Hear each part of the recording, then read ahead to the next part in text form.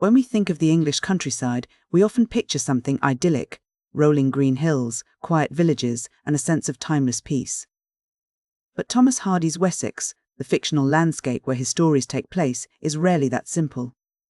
The title of his 1874 novel, Far from the Madding Crowd, suggests a retreat from the chaos of the city, but the story itself is anything but quiet. Instead, Hardy shows us a world where the rhythms of nature are constantly interrupted by the unpredictable, often violent, impulses of the human heart. At the center of this world is Bathsheba Everdene.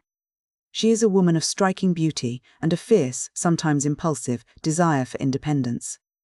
She moves to the rural district of Weatherbury to manage her own farm, a bold move for a woman in the 19th century. She isn't looking for a husband so much as she is looking for a life that belongs entirely to her. Enter Gabriel Oak. He is the steady, practical counterpart to Bathsheba's more volatile spirit. A man of sound judgment and physical robustness, Gabriel is a farmer who understands the land and the necessity of hard work. When he meets Bathsheba, he is immediately captivated. He sees in her a certain brilliance, but also a certain vulnerability. Eventually, Gabriel finds himself in love and he proposes marriage. But Bathsheba, valuing her autonomy and perhaps fearing that a marriage based purely on his devotion might become a burden to her independence, turns him down. She doesn't want to be a wife. She wants to be a master of her own destiny. Life, however, has a way of testing that independence. Shortly after their encounter, Gabriel suffers a devastating blow.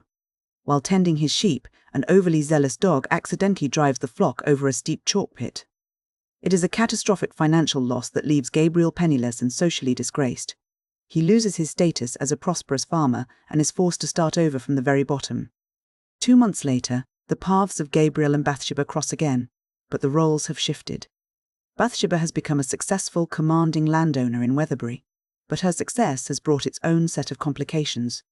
She is surrounded by men who see her in very different ways. There is Farmer Boldwood, a wealthy and stoic man who seems to possess a calm, dignified exterior. But beneath that surface lies a repressed, intense passion that he struggles to control. Then there is Sergeant Frank Troy, a dashing, charismatic soldier who moves through life with an impulsive energy that is both attractive and dangerous. The tension in Bathsheba's life begins to escalate through a series of small, seemingly insignificant events that ripple outward with massive consequences. One of these is the Valentine incident. On a whim of jealousy, or perhaps just a momentary lapse in judgment, Bathsheba sends a provocative Valentine to Boldwood. She doesn't mean it as a declaration of love, but Boldwood, whose emotions are already teetering on the edge of obsession, misinterprets it as a profound romantic signal. This small gesture acts as a spark in a room full of gunpowder, driving Boldwood toward a state of unstable, unrequited passion. While Boldwood is spiraling into obsession, Bathsheba finds herself drawn into the orbit of Frank Troy. He is everything the steady Gabriel Oak is not. Troy is exciting, unpredictable, and full of bravado. During a series of flirtatious encounters, including a tense and skillful display of swordsmanship that breaks through Bathsheba's defenses, she allows herself to be swept up in the romance. But Troy is not the hero he appears to be. He is an opportunist, and his passion is as fleeting as it is intense. In a shocking turn of events, Troy reveals a secret that shatters Bathsheba's world. He has secretly married her in the town of Bath. While this might seem like a romantic gesture at first, it is actually a devastating blow to Bathsheba's sense of self. By binding her to him in secret, Troy strips away her independence and her social standing. She realizes that his version of love is not about partnership, but about possession. As the layers of the story are peeled back, we learn the true tragedy of Frank Troy's heart. It is revealed that Troy had previously been in love with a woman named Fanny Robin, who has since died in poverty. The ghost of her memory haunts the narrative, and it becomes clear that his passion for Fanny was the true anchor of his heart. His marriage to Bathsheba was, in many ways, a distraction or a pursuit of status, making their union feel like a hollow, tragic mistake. The various threads of these lives begin to collide in a violent crescendo. Boldwood, driven to a point of madness by his unrequited love and his perception that Troy has stolen Bathsheba from him, confronts the couple. In a sudden, frantic moment of violence, Boldwood shoots and kills Frank Troy. The man who lived by impulse has been destroyed by the very thing he couldn't control. Boldwood is arrested, and sentenced to life imprisonment, leaving behind a wreckage of broken lives. In the aftermath, the dust settles, and Bathsheba is left to pick up the pieces of her existence. She is no longer the confident, headstrong woman who arrived in Weatherbury. She is a woman who has been broken by passion and weathered by experience. There is a moment of profound, somber closure when she visits the grave of Fanny Robin. There, she sees Troy's name added to the headstone, a final, quiet acknowledgement of the man he actually was and the love he actually held.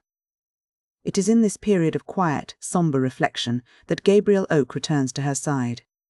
He has been there all along, a silent, steadfast presence through her darkest hours. He doesn't offer grand gestures or dramatic declarations. He offers the same steady, reliable companionship he has always provided. He proposes again, and this time Bathsheba accepts. They enter into a quiet, stable marriage, not a marriage of fiery, consuming passion, but one of mutual respect, shared history, and enduring companionship.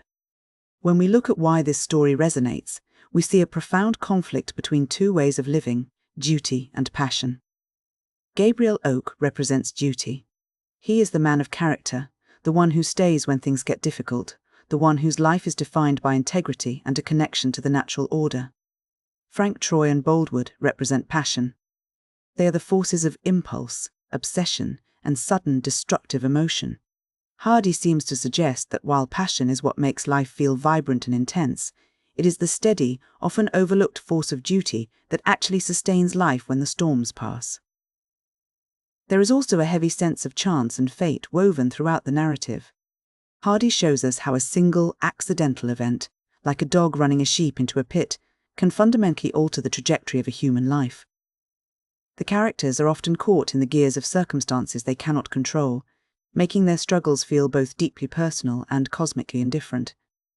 It's a reminder that we are not always the masters of our own fate. Sometimes, we are simply navigating the consequences of accidents and miscommunications. The use of irony is perhaps the most striking structural element in the book. Much of the tragedy arises from people misinterpreting one another. Bathsheba's Valentine is not a love letter, but it is received as one. Troy's marriage is a secret, but its revelation is what ultimately destroys the very thing he was trying to maintain. Even the title itself is ironic. The characters are indeed far from the madding crowd of the city, yet their lives are filled with a social and emotional turbulence that is every bit as chaotic as the urban world they've left behind. We can also see symbolism at work, particularly in the image of the gold watch.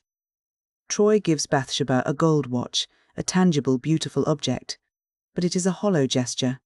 It represents an attempt to bind her to him through a material thing, a way to secure a connection that lacks the actual emotional depth required to sustain a life together. It is a beautiful surface covering a hollow interior, much like Troy's character. Even the weather and the landscape serve as more than just a backdrop. The storms that move through the Wessex countryside often mirror the internal emotional turbulence of the characters.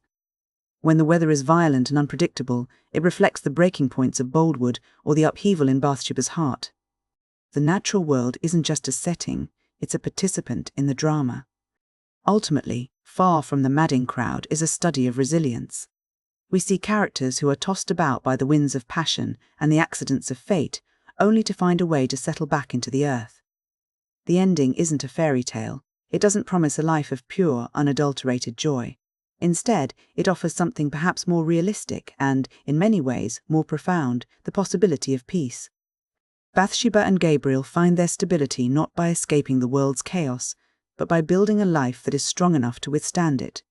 It's a quiet, enduring victory of companionship over the fleeting, destructive power of impulse.